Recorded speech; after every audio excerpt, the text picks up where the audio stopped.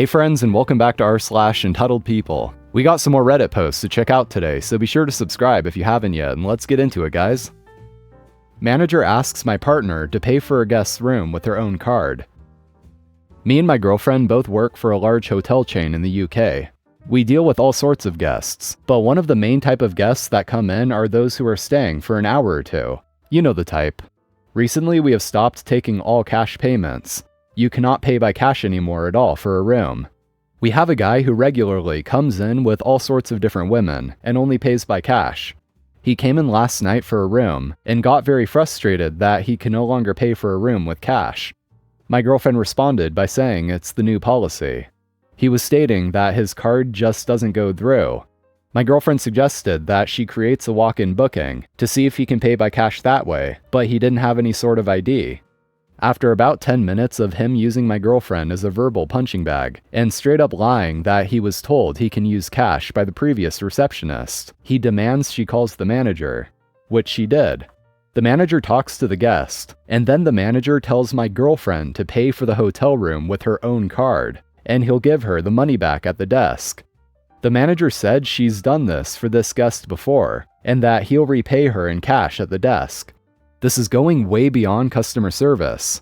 I said to her when she got home that this was the situation. We don't take cash. He refuses to pay by card. He has no ID. There's nothing you can do. Wish him a good day and step in the back until he leaves. My girlfriend heeded the advice from her manager and created a booking with her own card. The guest didn't even say a thank you afterwards. Me and my colleagues are in absolute disbelief at the manager's suggestion. Insanity. That's gotta be very against policy, I'm sure. OP's girlfriend probably should have just flat out refused. And what I don't really get is if the manager was so insistent about doing this, then why didn't the manager just put it on their own card instead? My guess would be that if anything went wrong and if anyone at the hotel were to get in trouble with the higher-ups, then the manager would be able to just deny accountability. I shouted at the bride's son at her own wedding after he broke my camera. Yeah, I know, the title sounds terrible. I've been doing wedding photography for over a year, and I think I found my first bridezilla. But people in real life have been on my throat for this. Oh, as a disclaimer, English isn't my first language, and this didn't happen in the US. I was hired about 3 weeks ago for a wedding. Everything was going well at the beginning. The bride has a child from a previous marriage who was running around the whole time. But the reception was just starting, and I needed to change my camera lenses. I was sitting at a table, had my camera at the table, and was just looking in my camera bag for another lens. But the sneaky hellish kid just pops up from under the table, grabs my camera, and runs. I scream, "Hey!" and chase after him until I had him cornered. I tell him, "Give me the camera, kid." But what did he do instead? He throws it on the floor with all the strength a 7 or 8-year-old kid can have, and then stomp on it. I just grabbed the camera from under his feet, and then I saw my camera was done. I yelled, "What have you done? You know how much this costs? This isn't a toy, stupid kid. The f*** were you thinking?" This was already a scene, and the entire reception was looking at us, so I called for the bride. I tell them I will make them pay for my camera. Her son was already crying and hiding behind her. She asked how much it costs. Then I say it's at least $700. She freaks out because there's no way a camera can be that expensive according to her. Which I say yes, it is, and camera prices can go all the way up to the moon. The argument escalated a lot. She said she would sue me for not giving her the wedding photos, so I took the SD card out of the camera and threatened to dump it into a whiskey glass if she didn't pay me for my camera. The argument became pointless and the wedding was already ruined, so people started leaving. I didn't destroy my SD card, but they aren't getting any photos yet. I already filed an equivalent of small claim lawsuit in my country, but people in real life are not agreeing with me at all. It's going everywhere from "it's just a kid, that's what kids do," to "yelling at a kid is abuse, you monster." The bride and her new husband are every single day complaining about it on Facebook, calling me unprofessional, a scammer, and a danger around children. If I tell my side of the story, it goes back to, well, it's a child, that's what children do. I'm so tired of it. The people making the argument that it's just a kid is just a cop-out. That doesn't even matter. The fact of the matter is, the parents should be held responsible, and they should pay for the damaged equipment. Simple as that. So it's a good thing OP did file for a small claim equivalent. But it is unfortunate that people are bad-mouthing him over this, but I guess there's not much you can do about that. Another I wanted this house entitled person. Almost 30 years ago, my dad retired from the army. That's important to the story. And we all moved from the barracks to an entirely different county. Not overly fun for me or my sister, because she just joined secondary school and didn't want to leave her friends behind, and I just didn't want to move again. If you're not familiar with the British Army, soldiers used to get posted places. Invariably, places like Germany, Switzerland, Cyprus, etc. It was 50-50 of if the whole family was posted with them, depending on how long they were away for. By the time I was 8, we'd already moved at least 4 times, that I can remember. Anyway, the Ministry of Defense used to have old soldiers' quarters in places, and when the barracks in the areas no longer needed them, retired soldiers and families would get first dibs on the houses. Mom and Dad found this house and we set about packing up again and moving again, but this time for good. Yay. About 6 months after we'd moved in, we'd almost made it our own, and had some family friends over for dinner. We're all in the dining room, like an actual room, separate from the kitchen and living room. I know, I was amazed. I'd never seen one. Sitting to eat, and I mean all of us. Grandparents, 2 cars, 3 sets of friends, 3 cars, us, 1 car. So it's very obvious from the outside that the house is not empty and a lot of people are there. Dad looks up from eating and his jaw drops. There is a woman just wandering around the garden. She's sniffing the flowers, looking in the windows, and generally behaving as if the house was a horse for sale, checking its metaphorical teeth. It wasn't even as if she could have just walked down the side of the house and into the back garden. She would have had to unlock and open 3 gates. Dad goes out with a couple of his mates, all ex-army and rugby types, big blokes, hard to miss, G&B, and this woman glances at them, then continues poking around the garden and trying to get into the shed. "What do you think you're doing?" said my dad. "I'm looking at the garden," the woman said, bold as brass. "We see that. Why?" asked G&B. "What are you doing here? This is my house. Get off my property. Who do you think you are?" said my dad. The woman shrugs. "My son was going to buy this house. I want this house. I wanted to see what I could do with the garden when he buys it." My dad stares. "What the F do you mean when he buys it? It's not for sale. I live here."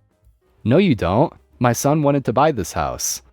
"Mate, we're gonna go check on the families and call the police. You okay with her?" asked G&B.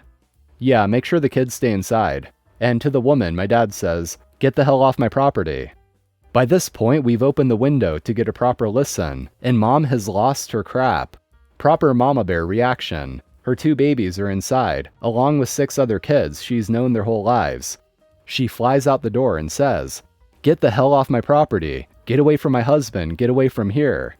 "Calm down, love. It's okay. Go inside. I'll get rid of her," said Dad.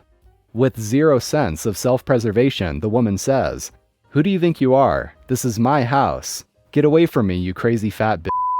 Dad has to grab Mom on the way past before she ends this woman. Thankfully, police arrive and escort the woman off the property. As they're getting her to the car, she declared that she'll get us out of her house. It's her son's house. She lives here. She'll get us out.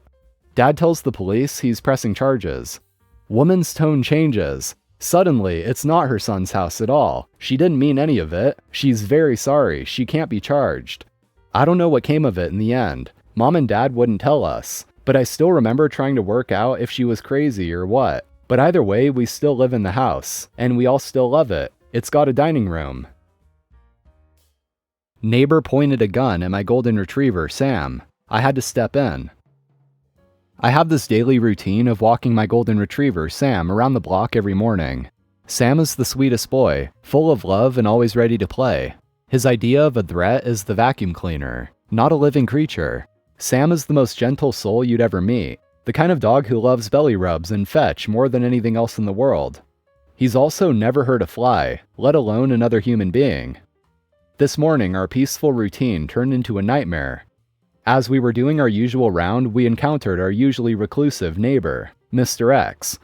Now, Mr. X has always been a little off-putting, but what he did today was beyond my wildest expectations. As we passed by, Sam wagged his tail, trotting slightly towards Mr. X in his usual friendly way. Out of nowhere, Mr. X kicked Sam violently, causing Sam to cry out. I was shocked to say the least. I yelled at Mr. X, warning him to stay away from Sam. In response, he started ranting about filthy animals. But then it got worse. He pulled out a handgun and pointed it at Sam. I was terrified, but there was no way I was letting anything happen to my boy. Without thinking twice, I put myself between Sam and the gun, shielding him. I shouted at Mr. X, trying to de-escalate the situation and attract attention. Thankfully, the commotion had drawn a crowd of other neighbors, who immediately called the police. The police arrived swiftly and managed to disarm Mr. X without anyone getting hurt. I'm pressing charges for animal cruelty and assault, and Sam's at the vet right now getting checked over. He's a little shaken, but seems okay. I still can't believe I had to step in to protect Sam from a gun-wielding neighbor. The level of entitlement some people exhibit is simply horrifying. Anyway, just needed to share this. Please, always keep an eye out for your pets. They depend on us to keep them safe. OP definitely should probably keep their dog on a leash from now on. I get that OP's dog is harmless, but if anything, it should be to protect OP's dog from unpredictable people. It's definitely not great etiquette for a dog owner to just let their dog walk up to random people like that, onto other people's property even. Even if OP's dog is a sweetheart, you can't just expect other people to know that. Don't get me wrong, I'm definitely not excusing this guy at all, but it is something for a dog owner to keep in mind. He certainly seems unhinged and crazy. Kicking a dog and pulling out a gun is definitely an overreaction, when all it did was walk up to him. Want to steal from patients? I'll just flare your intolerance. This happened a long time ago, 10 or 11 years ago. I worked in the healthcare sector, taking care of patients. Anyways, we had this manager who would always come in and go to our floor in the mornings, taking lactose-free milk from the patient fridge for her coffee in the mornings. We told her over and over to stop as it could be considered theft, and her response was always, "It's just a little milk, no one will care." Her behavior was also really bad towards the staff and patients.